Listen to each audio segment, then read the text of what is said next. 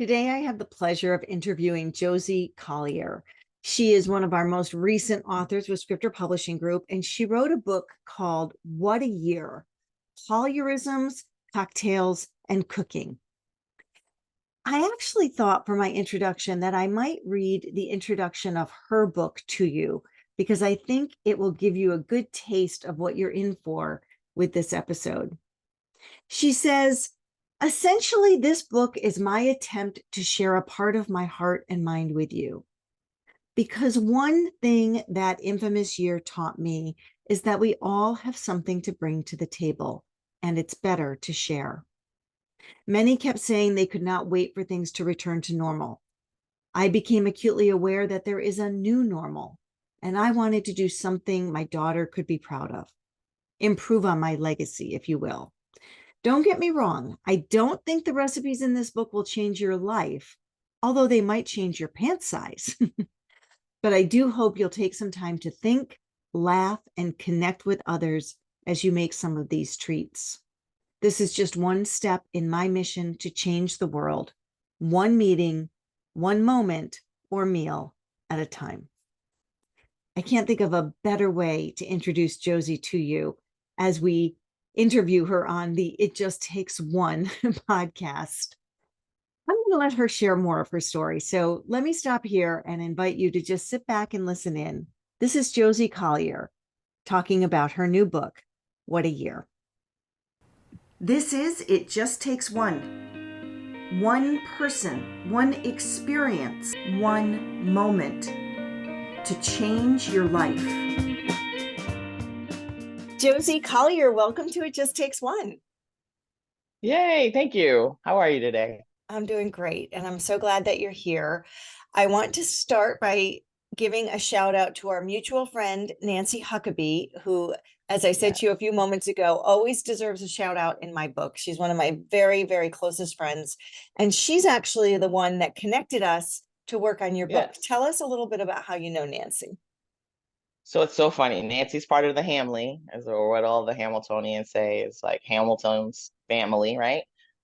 We were sitting in a meeting one day, and a couple of my friends had just been asking me how I was going, how life has changed, and we were talking about things during COVID, and I was like, yeah, I actually, I feel like I had a good draft of a book, and I probably should do something with it. It's the third one I've written, and I haven't done anything with. But I just need to figure out how to get it published. And she was sitting behind me, and she's like, "Well, I know a great publisher." And I was like, what are the odds of me just randomly saying this off the cuff, and someone behind me knows someone, right? So we were talking. She's like, "Yeah, I'll do any introduction. It'll be fabulous. She's awesome. I love Kelly." And I was like, "Okay." Nate." She's like super excited. She's like, "And I also just want this book out because I want to say like less than a year before that, I had did a Zoom with a bunch of Hamiltonians, sort of like a mixology class. And I came up with this really cool recipe ahead of time. And we sent out these cute little recipe cards. And everyone had such a blast. So she was like, if that recipe is in it, I definitely want this book in print. And I was like, okay, Nancy, deal. I will take the email. We'll go from there. And you know the rest. Nancy's a sweetheart. She's one of the kindest, most gentlest souls. I love her so much. So She it is. was She nice has a to. great sense of humor as well. So I'm not surprised She that she was does. enjoying the mixology that you were doing. And I'm so glad that she made Yeah, the connection. That's very cool. yeah. We And we also have have, another Hamilton friend, right, there in you go. common. Yeah. Ellen, another one who it's funny because Ellen and I, we didn't go to Hamilton at the same time. I think we're 10 years apart, but she used to work for Hamilton, and in a random event, we were talking about just cocktails and other kinds of things. And she was like, what are you doing? And I was like, it would be really cool to be in a book club. I just sort of feel like it would help me like figure out how to read enough books, one, but two, to figure out if I really do have the muster to put this out. And then I was talking to her, and during one of our book club meetings, that I was like, "Oh, Nancy introduced me to this publisher. I'm about to publish this book. I'm really excited." And she goes, "Nancy, she says, what's the name?" And I was like, "Kelly." And she's like, no. And so then she was really excited. So I was like, it's a very small world. Like, be careful who you talk about.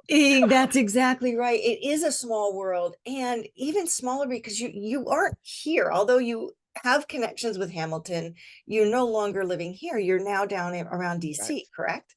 Yeah, I live in Maryland, or Wakanda West, as some people call Waldorf. It's such a small little tight-knit community in the middle of nowhere. But it's about, I'm gonna say, hour from DC. So Okay. They call it yeah, Wakanda yeah, yeah. West. Yeah, so we can't call it Wakanda because Wakanda's not real, or bite off the name. Don't want to give Marvel credit, I guess. But people in the area joke that a lot of folks who move from DC, or other people of color, just sort of all move down to Waldorf because it's cheaper down Hmm. Interesting. So fun. there. Yeah, yeah, So yes, it's a small world. Ellen Rainey, Nancy Huckabee, thank you so much for the connection to Josie here. And Josie, thank you so much yeah. for the honor of being able to help you publish your book. The book is called, for those listening, it's called What a Year: Collierisms, Cocktails, and Cooking, which Yes. is such a great title for a lot of reasons. Let's talk about why you called the book that to begin with. Well, there's many reasons, but I feel like COVID was the most interesting, outlandish year to date in my lifetime, right? I mean, we've had other things that have happened to us over time, but that year brought out a lot of different things for a lot of different people. A lot of us learned a lot about ourselves.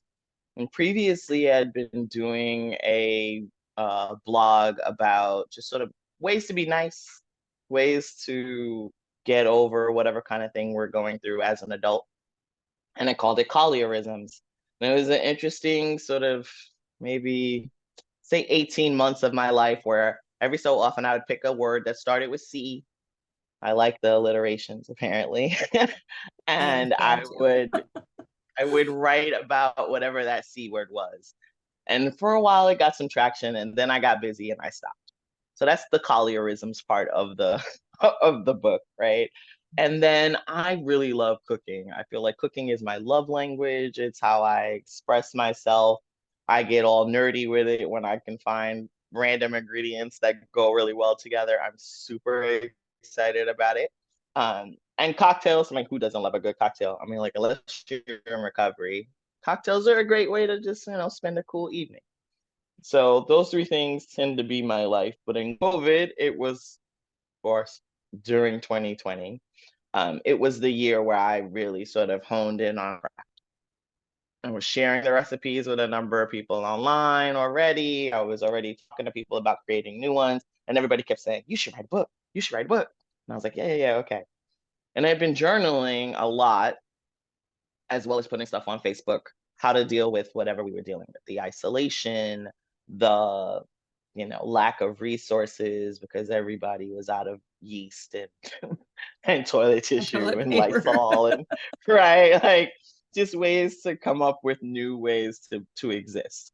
And so putting that all together, it felt like a good, book was coming to life.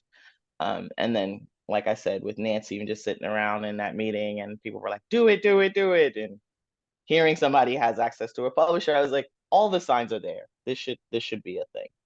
Yeah. So And yeah. it is a thing. It is a thing. What I love about the book is that it isn't just a recipe book, and it isn't just about making great drinks, whether they're alcoholic or even you have mocktails in there, you add Yeah. optional alcohol. You don't have to have it with alcohol. Mocktails is fine. But I do love the element of the collierisms that are in there. Can you tell us, though they were a thing, but tell us how they became so important to you, especially during COVID, to do that kind of writing? Yeah. It feels like a way to help others with just remembering they're not alone in the world, right? And I always say weird, quirky things anyway. My daughter will tell you I have a number of sayings all the time, right? But this time it felt like a lot of people were really struggling with how to be connected to others in ways that are meaningful, right? I feel like there was two things that, for me in particular, I was struggling with was, I live alone and I am far away from family. right? And so what do you do in the time where you can't go out at all? And at the time, my daughter was like, I don't even know how many driving miles that was between Maryland and St. Louis. So I really couldn't like give my kid a hug or something like that. And so as time went by, I realized I wasn't the only one struggling with it. So I wanted to put out something so that others could, one, have ideas for how to cope, but two, share that they were also going through it. Because I think when we realize we're not alone, we get through it faster, right? Yeah. So that was one. And then the second piece of it is COVID was unique, yes, but isolation is not, dealing with loss is not, dealing with how to cope with unique events in your life is not. So we're gonna need those tips and tricks at various stages of our life. So I feel like this is a way for me to share something that people can go back to. And it doesn't have to be just about COVID. It could be sometimes a year, what a year is a good year, sometimes what a year is a bad year. It's just what a year. Let's figure out what to do with all the things that are going on in our life. Yeah, and so readers and listeners, if you're out there and you're reading through this, you're going to get a little glimpse into Josie's life and what she was doing during that time, which you will relate to. It'll bring you back to what it was like during the COVID, certainly. But even if you're in a point now, to your point, Josie, that isolation wasn't just during COVID, or feeling disconnected from family isn't just something that happened then. If that's where you are, you're going to get some great insights, deep insights, profound insights that Josie shares in the book. And then she also adds the cooking piece. So Josie, you said you love to cook. This is something that, you just do naturally, and it's a creative process for you, it sounds like. Yes. Where did you pick up the love of cooking? Is it something that you've always done, or is that something that Good you've kind of grown question. into? I feel like it's something I've always done, but it's also something that I grew to love, right? So I mean, we all need to eat. But when I was small, some of my older relatives were always, battling over who could cook the best, right?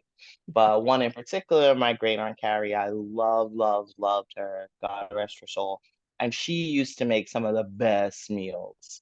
So just sitting around with her and watching her cook, it was our quality time. It was our way to connect with one another. Before everyone came to eat, I got to be there because I lived with her for a while. So it was our fun time, especially when I got a little older and I could be the quote unquote shoe chef, which literally meant I was chopping up stuff and eating the food before it got to the pot. Um, and so that was nice.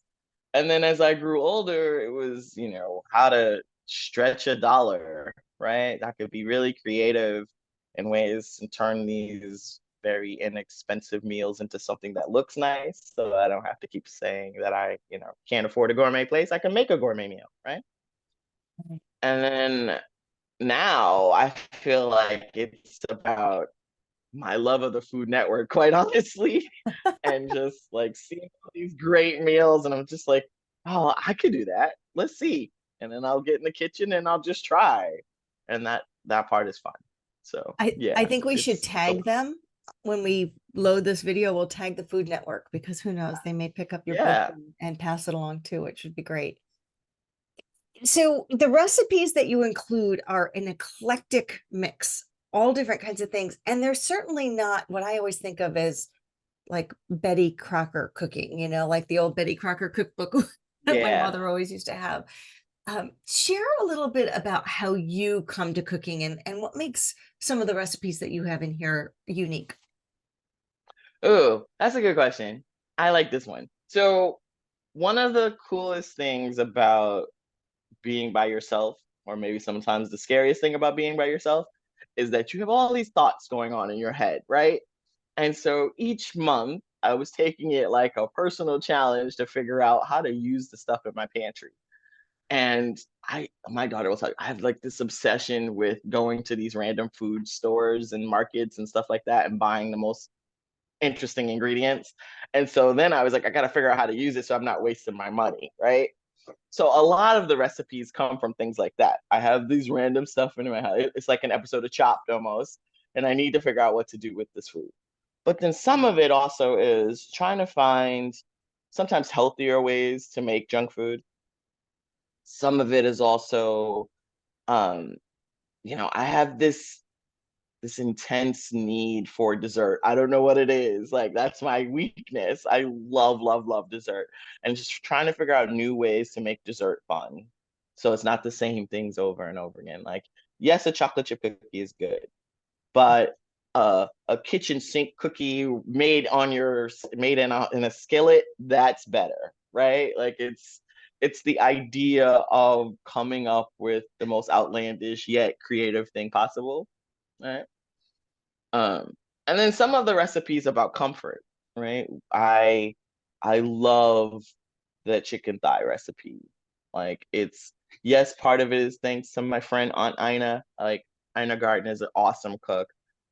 But then some of it is just there's something about a meal that you can make over and over again in your sleep. It looks really pretty. You could dress it up really nice. You can, make a good side with it. You can serve it at a party, or you could just have it on a Sunday, right? And so I I like the idea of sharing that part of myself, like seeing people um look into what goes on inside my brain, but also what goes on inside my kitchen. Mm. So that's Yeah, where it there comes is from. that, and it's sort of that connection like that you're talking about, how we just as people connect through food, sitting around the table or sharing a recipe. It creates connection, but I also love the creative piece of it that you're describing because, it's easy to just go through the Betty Crocker cookbook and cook something. It's something different. It's really an art when you can say, this is, this kind of odd ingredient and this different kind of spice. And I just feel like they're gonna go together and then you create Yes. this creation rather than just, a straight hamburger, for example. It's something different. Right. You mentioned the chicken thighs recipe, which is one of your favorites. What's one of your favorite desserts that are in there? There are many really good ones. Hmm. Um, it's hard to pick one dessert that's my fave. I think I get obsessed and I go on these like fixations. So for a long time, mangoes were my fixation. So that coconut mango pie one is probably one I do regularly. Mm, I think yeah, I'm gonna call that my fave. mm. Not that the other ones aren't great, but I'm gonna call that my fave. Now you were mentioning the avocado and chocolate chip milkshake, but the icebox, oh my gosh, that icebox chocolate chip cake, that one has a special place too because it got me through a time of celebrating my birthday by myself in the house that was kind of a sad moment, but it was kind of an interesting moment. I would like learned that I was not the extrovert I thought I was. I learned that I was quite the ambivert and that I could spend some time by myself. I did some nurturing things. There was also the craze where everybody seemed to be on Instagram celebrating various things. It turns out I share a birthday with Stevie Wonder. And they were throwing a 24-hour celebration of Stevie Wonder during that year. And it was like all various DJs and artists playing all sorts of incredible music. So I had like a dance session and I made the cake and put it in there and I was celebrating. So I think that one just brings warm fuzzies. And it's super easy to make. So yeah, I Yeah. don't know. I'm saying the coconut mango, but now I'm going back and And forth. well, I maybe don't the know. icebox cake. Maybe you should just send the icebox cake recipe to Stevie Wonder next year for his birthday as a gift. Oh, that would be awesome. Like I'll send it to somebody, one of his people, and say, One of his say, people hey, and see you if can make if they this can make for, it for him. That'd yeah, be great. yeah. So it's actually an interesting thought because I think a lot of people did experience their birthdays during that time. Or like you said, not always just all about COVID because we're past it now, but there are still people that celebrate their birthdays on their own. And Yes.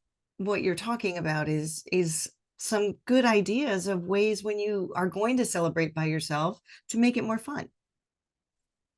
Yes. And I think there's even, I can't remember which month it is right now, but there's a whole list of indoor ideas. I was actually calling them incredible indoor ideas on Facebook that I like to post because of just that reason. You know, you never know when you're going to be stuck in a situation where you're by yourself.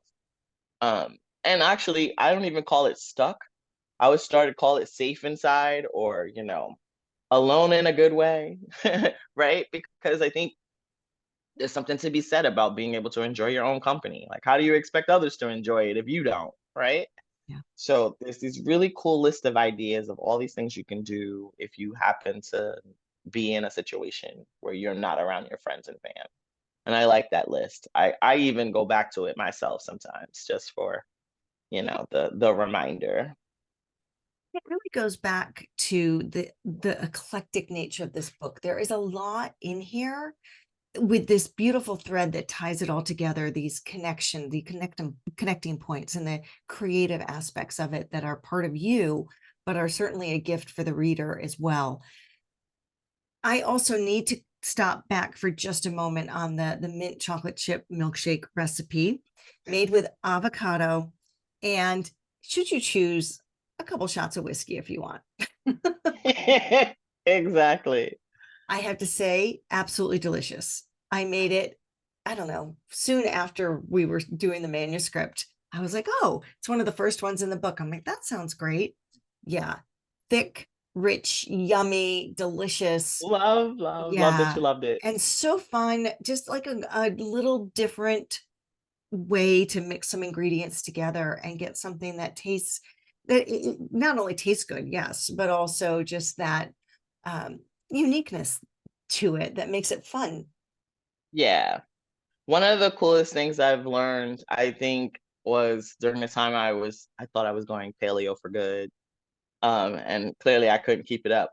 But it taught me a lot about the richness of food and Mm, using food as medicine, mm, and how food really does make you feel better in a lot of ways. So not just craving sweets or all that kind of stuff, but sort of trying to find healthy fats, trying to find things that you know will satisfy whatever kind of craving you have, whether it's salt or sugar or whatever the other food things I should know, right? mm. And so it helped me explore with like coconut oil and avocado and using dark chocolate more, which my daughter loved because I used to be a big milk chocolate fan and I couldn't stand dark chocolate. And it was because I didn't know that there was so many different versions. So I think this recipe was more like a nod to the little one who, oh, not so little, she's grown, but the nod to her to say, you know, okay, there's ways to use this dark chocolate stuff and in more ways than I thought. And it tastes good. Yeah, and it tastes good, right? That's also helpful. Really helpful. Yeah, so good. You know, Josie, I think it's great because some of the listeners are like you, not writers per se. That's not their career, that's not their profession. You are in IT. You're not even Yeah, writing on a regular basis unless you're writing programming, maybe, I no, don't know. Um, yeah, so I would love for you to share your thoughts because there are people out there that are thinking, I've got a book or two, just like you were that one day. You know, I've got a book or two. I don't know, should I, can I, how would I go ahead and publish this book? What are your words of wisdom now that you've been through it, your words of advice for somebody who maybe not considered themselves an author or a writer, but mm, does have a book in them and does have a story to share? What would you say? yeah. Something that someone told me, and I thought it was great advice. She said, "Everyone's an author because you're the author of your own life story." And I was like, "Ooh, that kind of touched me in my heartstrings." But then the second piece, I think, which is important, is you don't I don't think you necessarily have to be an author as much as you have to have an idea of what you're trying to say, right? And so I was just trying to point out that you don't have to be alone.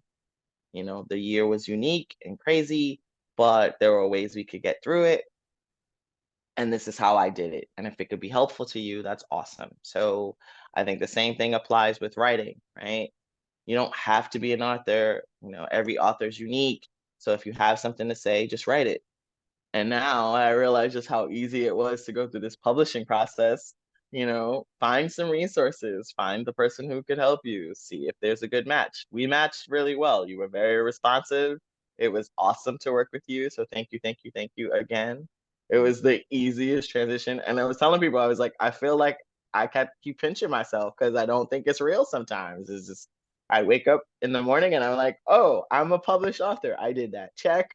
Right. You made the process very streamlined. It was by far one of the easiest bucket list items to check off. So thank you. I love that. Thank you for that. I appreciate that. It was great working with you as well. I love the moment you just touched on it briefly, so I want to just bring it back. The moment when you actually realize you've got this book in your hand, like this idea that was on, maybe on the screen as you were typing it, Right. or in your head, and all of a sudden you're holding it in your hand, and it's actually a book, and you can get on Amazon and you can order it, and other people can order it. What did it feel like for you? What did that moment feel like? Oh my gosh, the way in which I got chills when I got the Amazon package. So I was just like, even just the email, just like, you have ordered. I was like, oh my gosh, I ordered my own book. Like, kid candy store, Merry Christmas, Happy Birthday, all that stuff. Can't even top how I felt that day. I think the only thing that tops it is the birth of my kid, because it's one of those things that I've dreamt about for a really long time, but didn't really see it as possible. Because again, like, you said before, not being an author, I didn't take, literary classes. I didn't do any of that kind of stuff. So it just didn't feel like it was within the realm. And I journal a lot, but I don't journal with the notion that one day that's going to become a book or a manuscript, right? So it just felt very unique, um, and surreal in a lot of ways. I wrote this whole list of things, and I hate calling it a bucket list because I don't want this to be like things before I die. More like a bouquet list of things that I would really enjoy and love to see happen in my lifetime. And I wrote out in these little pieces of paper, and I wrote it, just was like, write a book. And then I wrote, publish a book. And then I wrote, sell a book, and dropped it in the box. And there's a whole bunch of other things in there. And so the day that I got to like actually say this was our day when we came up with February, whatever, I was like, oh, I can say I wrote the book. Let's go back to that list and check the little thing off. And I did that. And then when we published it, I went back and I got to, check it. But even better, when I started to see the dashboard and people were buying it, I was like, oh, and now I've hit all of these milestones. Fantastic. So it was a very cool moment. Yeah, a super cool moment. I am so glad. I love to share that. It never gets old for me either. I think that it is that excitement of a bucket list type of bouquet list. I love that idea. Type of item, and just the accomplishment of it, that you really did Yes. share it, put it down and do it, and say you were going to do it and get it done. And then know that other people are going to benefit from it. That part, right? So I used to be a therapist, and one of the things I would talk to the clients about in the initial session was, the way you know that this is going to work for you is that you feel like you're getting something out of it. And I want you to feel like this is just a regular appointment. This is just something to do. Like, you really genuinely have to feel like this is going to work for you, right? And so, sessions would go by or whatever, and then I would stop and we're like, okay, assessment time, like reassess. Are we really doing what you said you wanted? Are you getting something out of it? Um, and so that was always on a one by one kind of a basis. So you never really get to see the larger impact because it's just you and that client. But I feel like writing a book is a bigger thing. Like, it could be anywhere, and anyone could be reading it, and anyone could be touched by it, and anyone could get something from it, even if it's just the recipe. Because I think, honestly, good food brings good moods, right? And so this is a cool thing to be putting out in the world and saying that I have something out there that could possibly make someone a little happier during the day.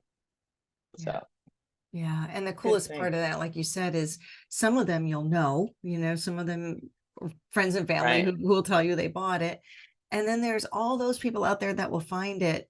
Some of these listeners that are listening now that will go out and buy it, and that you'll touch and may never know. And that's kind of a Right. cool ripple effect feeling. It is. Yeah. It is. I'm loving that. Yeah, it is great. So what's next? What's next for you? You said you've got a couple other book ideas. You're still working in IT. Tell us what's next. Yeah.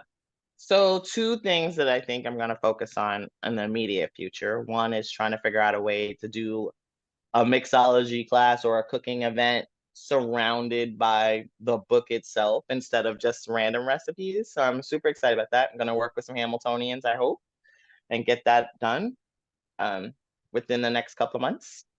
And then the next thing I'd like to do is maybe even start taking cooking classes so that way I can figure out which recipes belong in the next one. I really had a good time with writing this, so I definitely see a part two in some kind of way.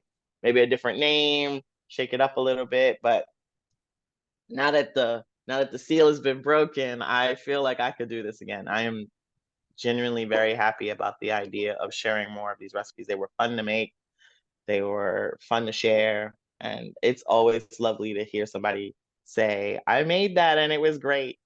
So Yeah. I'm gonna try to do it again. I love it. I love it. So if any of you listeners are up at Hamilton College right now and you're listening, here's a great idea for an event. I think it would be really fun to be doing a live event where you could give everyone a chance to taste it and test it and try it and show it Yeah, on. I think that's really great idea.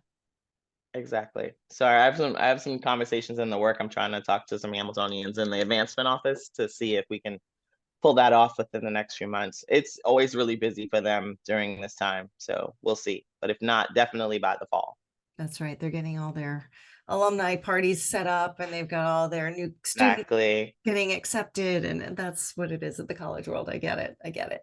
Well, if Yeah. anyone else is out there that has an idea, would like to invite you to do a live event, are you open to other places besides Hamilton College? Yeah, that would be so much fun. I would like honestly a book signing event anywhere or some kind of activity. I'd be wholeheartedly a part of that. It is such a blessing to have this out in the world. So anything I can do to promote it, to help others have access to it, feels like a no-brainer. Yeah, so good. Yeah. Josie, the name of our podcast is It Just Takes One, because I'm always fascinated by that idea of just one and how simple one thing can be, but how profound it can be in your life. So I'm just curious Yeah. from your perspective, what does It Just Takes One mean to you? So you asked me that question in the questionnaire, and I answered it one way, but I think I have a different answer today.